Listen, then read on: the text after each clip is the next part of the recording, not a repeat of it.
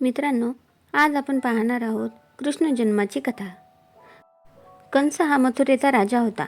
तो फार अन्यायी होता, क्रूर होता. म्हाताऱ्या वडिलांना त्याने तुरुंगात टाकले. मग तो स्वतः राजा बनला. कंसाच्या बहिणीचे नाव देवकी. तिच्यावर कंसाचे फार प्रेम होते. देवकीचे वसुदेवाशी लग्न झाले तेव्हा एक आकाशवाणी झाली. आकाशातून शब्द ऐकू आले, दुष्ट कंसा, सावध रहा. देवकीचा 8वा मुलगा तुला ठार मारणार आहे. आता कंस देवकीवर चिडला. त्याने देवकी आणि वसुदेव यांना तुरुंगात टाकले. शिपायांचा कडक पहारा ठेवला. देवकीला मूल झाले की कंस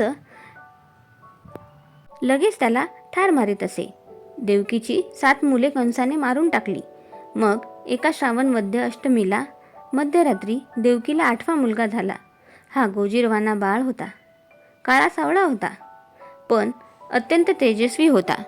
देवकी वसुदेवाला म्हणाली, अहो, या गोड बाळाला वाचवा हो. वसुदेवाने तान्हुल्या बाळाला एका टोपलीत ठेवले. तेव्हा एक नवल घडले. तुरुंगाचे दार आपोआप उघडले. पहारेकरी गाढ झोपलेले होते. वसुदेव बाळाला घेऊन गोकुळाकडे निघाला. रात्र वादळी होती. मुसळधार पाऊस पडत होता. यमुना नदीला पूर आला होता. नदी ओलांडून पलीकडे जायचे होते. वसुदेव नदीच्या मध्यभागी आला. टोपली बाहेर बाळाचे पाय डोकावत होते. त्या पायांना पुराचे पाणी लागले. लगेच पूर ओसरला. वसुदेव बाळासह गोकुळात पोहोचला. गोकुळातील नंद हा वसुदेवाचा मित्र होता. यशोदा ही नंदाची बायको. तिला त्याच रात्री मुलगी झाली.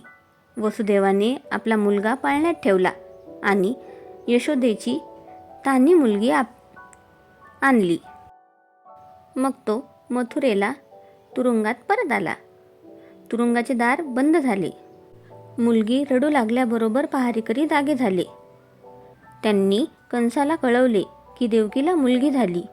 कंस लगेच तेथे आला. त्या मुलीला हातात धरून गरगर फिरू लागला.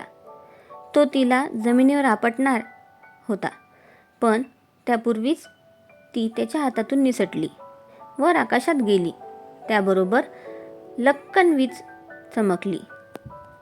इतक्यात आकाशवाणी झाली, कंसा, तुला ठार मारणारा कृष्ण सुखरूप आहे.